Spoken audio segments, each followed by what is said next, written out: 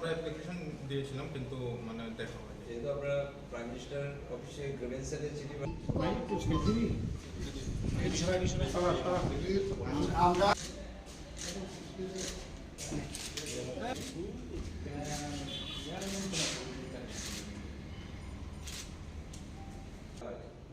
মুখ্যমন্ত্রী স্যারের কাছে চিঠি করতে হবে। আবার সুযোগ করে মানে দেখা করার জন্য অনেক আমরা এই দীর্ঘদিন বিতাড়িত থাকার পর আমরা প্রাইম মিনিস্টার গ্রিভেন্সে আমরা একটা গ্রিভেন্স করেছিলাম সবাই মিলে। আমরা যতজন আনএমপ্লয়েড ডিএসটি আছি সবাই মিলে একটা গ্রিভেন্স করেছিলাম। সেই গ্রিভেন্সের রিপ্লাই আমাদের ডিপার্টমেন্ট থেকে বলা হয়েছিল যে ফার্স্ট স্টেজে 44টা পোস্ট যার জন্য ওনারা রিক্রুটমেন্ট করবেন। ঠিক আছে, ওটা আমাদেরকেও পাঠিয়েছিলেন। আর ডিসি হ্যান্ডলুম অফিসে, দিল্লিতে ডিসি হ্যান্ডলুম অফিসেও ওনারা রিপ্লাই পাঠিয়েছিলেন। কিন্তু দেখা গেল আজকে প্রায় 4 মাস থেকে 5 মাস সময় হয়ে গেছে, কিন্তু এখনও তার উপর কোনো কিছু করা হয়নি। আর যতবার আমরা মিনিস্টার স্যারের সাথে দেখা করার চেষ্টা করেছি, 1-2বার দেখা হয়েছে, তখন স্যার বলেছিলেন, স্যারকেও কপিটা দিয়েছিলাম, গ্রিভেন্সের কপিটা। স্যার বলেছেন ঠিক আছে দেখবো, উনি বিশেষ গুরুত্ব দিয়ে রেখেছিলেন কাগজটা, কিন্তু তারপরেও আজ অবধি কোনো এর মধ্যে কোনো কিছু করা হয়নি। তারপর আমরা এইভাবে সব জায়গা থেকে আমরা দীর্ঘদিন করে বিতাড়িত হয়েছি, যার ফলে আজকে আমাদের এই প্রেসমিট করতে বাধ্য হয়েছি। আর এই প্রেসমিট করার জন্য যে একটা আমাদের সবাই তো আমরা দরিদ্র ফ্যামিলি থেকে আসছি, তো এই জন্য আমাদের যে সিনিয়র যারা আছেন বা অন্যরা যারা আসতে পারেনি আজকে, হয় যানবাহন সমস্যার জন্য বা বিভিন্ন সমস্যার জন্য যারা আসতে পারেনি, সবাই আমাদেরকে আর্থিকভাবে সহায়তা করেছেন। দিল্লি থেকে, ব্যাঙ্গালোর থেকে, হরিয়ানা থেকে যারা সিনিয়র আছেন সবাই আমাদেরকে হেল্প করছেন। তার জন্য আমরা সবাইকে ধন্যবাদ জানাচ্ছি। তো আমরা সরকারের কাছে শেষ পর্যন্ত এই একটা বক্তব্য রাখবো যেন স্যার যেন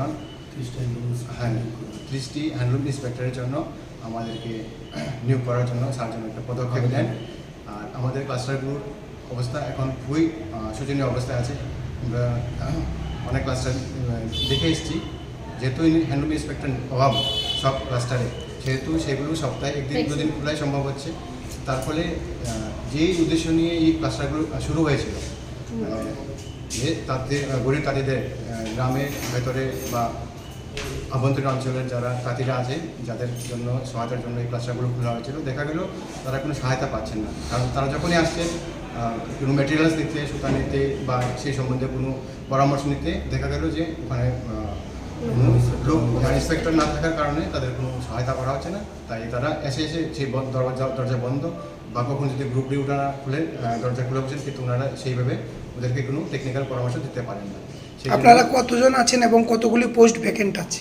আমরা প্রায় আছি প্রায় 100 হবে আমরা সব মিলিয়ে ত্রিপুরাতে। আর পোস্টও আমাদের 100-এর উপরেই আছে। ওটা আমাদের আগে মেবার কুমার স্যার থাকার সময়ই স্যারই আমাদের এই ইনফরমেশনটা দিয়েছিলেন যে 100+ পোস্ট ছিল। তখনকার যে ডাইরেক্টর ছিলেন উনিও আমাদেরকে এই জিনিসটা বলেছিলেন। তো আমরা এখন দাবি রাখছি খুব কম করে যেন আমাদের 30-40টা ইন্সপেক্টর বা সিনিয়র ইন্সট্রাক্টর নিয়োগ করা হয়। লাস্ট কবে নিয়োগ হয়েছিল? লাস্ট নিয়োগ হয়েছিল 2014-তে, তাও অনলি ফর 3 পোস্ট। তার আগে অনেক বছরে 2007-এ হয়েছিল 2টো পোস্টের জন্য। সেই থেকে গত 8 বছরে অনেক সিনিয়ররা রিটায়ারমেন্ট পোস্টে চলে গেছেন। এখন অনেকগুলো পোস্ট খালি ভ্যাকেন্ট রিটায়ারমেন্টগুলো ভ্যাকেন্ট পোস্ট অনেকগুলো আছে। আগামী 2-3 বছরের মধ্যেও অনেকগুলো পোস্ট ভ্যাকেন্ট হতে চলেছে। তা সত্ত্বেও ডিপার্টমেন্টে থাকা সত্ত্বেও, ভ্যাকেন্ট পোস্ট থাকা সত্ত্বেও, দরকার থাকা সত্ত্বেও, লোক নিয়োগের দরকার থাকা সত্ত্বেও ডিপার্টমেন্ট বা আমাদের মিনিস্টার স্যার এই বিষয়ে কোনো পদক্ষেপ নিচ্ছেন না। স্যারের সাথে দেখা করার জন্য আমরা বারবার আবেদন করেছি, স্যারকে আমরা চিঠিও দিয়েছি, কিন্তু তা সত্ত্বেও স্যারের এই বিষয়ে কোনো একটা হয়নি। তো স্যারের কাছে আমাদের হাত জোর করে বিনম্র অনুরোধ থাকবে, স্যার আমাদের জন্য একটু কৃপা করুন, আমাদের উপর আমাদের একটু জবের ব্যবস্থা করে দিন। যেহেতু আমরা এই সরকারের সাথে দীর্ঘদিন সবাই যুক্ত আছি, তো স্যারের কাছে আমাদের একটা নিবেদন থাকবে যেন স্যার আমাদের জাতির কৃষ্টি, সংস্কৃতি, ট্রেডিশন ধরে রাখার জন্য তাদের যে চিরাচরিত ড্রেস এবং চিরাচরিত পোশাক একমাত্র হ্যান্ডলুম দপ্তরের মাধ্যমেই এটা টিকিয়ে রাখা সম্ভব। তো রাষ্ট্রবাদী সরকারের কাছে আমাদের এটি আবেদন থাকবে যে টেকনিক্যাল পার্সন যাতে নিয়োগ করা হয়। অন্যরা তো এগুলো তো বুঝবে না, সবার বোঝার বিষয় হলো কৃষ্টি সংস্কৃতি জড়িত, ত্রিপুরা রাজ্যের ভবিষ্যৎ জড়িত।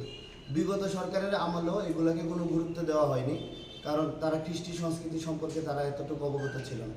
কিন্তু আগামীতে এই জনজাতি সমাজের কৃষ্টি সংস্কৃতি এবং ট্রেডিশন ধরে রাখার জন্য অন্তত 30-40 জন হ্যান্ডলুম ইন্সপেক্টর নিয়োগ করার জন্য আমরা রাষ্ট্রবাদী সরকারের কাছে আবেদন